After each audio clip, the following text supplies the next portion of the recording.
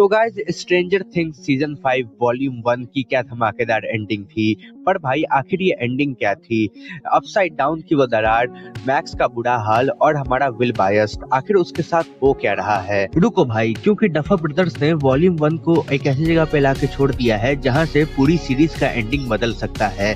आज हम लोग जानेंगे वॉल्यूम 1 की एंडिंग का मतलब और फाइनल सीजन से जुड़ी 3 सबसे ज्यादा बड़ी थ्योरीज।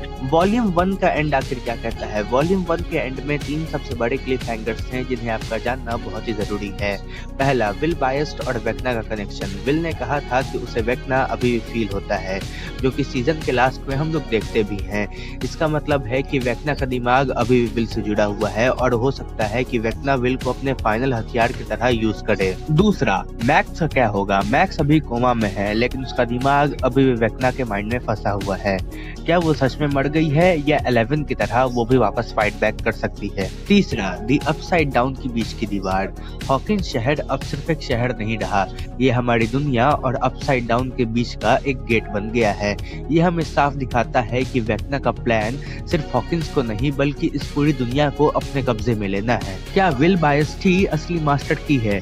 अब बात करते हैं उस थ्योरी की जो सबसे ज्यादा पॉपुलर है, और ये थ्योरी है हमारे प्यारे विल बायस्ड के बारे में। फैंस का मानना है कि विल बायस्ड सिर्फ एक शिकार नहीं है बल्कि वही असली चाबी है, क्योंकि वो पहला बच्चा था जो अपसाइड डाउन में गया और उसका बहुत लंबे समय तक हिस्सा भी रहा। और हो सकता है कि इसी वजह से वो वेक्ना के दिमाग को कंट्रोल करने की पावर रखता हो, लेकिन डर की वजह से वो अपनी पावर्स का यूज नहीं कर पा रहा हो।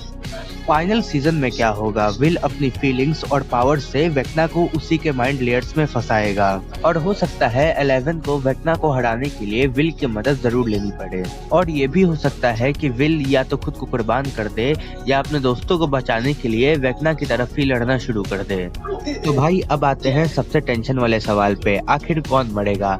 देखो भाई, डफर ब्रदर्स ने कहा है कि ये सीजन बहुत ही ज्यादा इमोशनल होगा, और अगर किसी बड़े कैरेक्टर को मारना है जिसकी मौत से फैंस को बहुत ही ज्यादा दुख पहुंचे तो वो और कोई नहीं बल्कि स्टीव ही होगा, क्योंकि स्टीव अपनी पर्सनैलिटी की वजह से सबसे ज्यादा फैंस का फेवरेट रहा है। फैंस को सबसे ज्यादा दुख उसी की मौत से पहुंचेगा।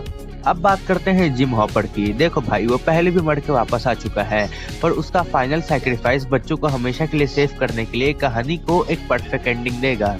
और इन दोनों में से किसी एक का भी जाना सीरीज को एक शानदार पर दर्द भरा एंडिंग देगा। भाई वॉल्यूम 1 तो सिर्फ ट्रेलर था, असली मजा तो वॉल्यूम 2 और फिनाले में आएगा। तुम लोगों को क्या लगता है कि विल ही असली मास्टरमाइंड है? और तुम लोगों के हिसाब से कौन सैक्रिफाइस होगा? कमेंट्स में जरूर बताना, और अगर ये वीडियो पसंद आई होगी तो लाइक और सब्सक्राइब दोनों कर देना, क्योंकि दोनों ही फ्री है।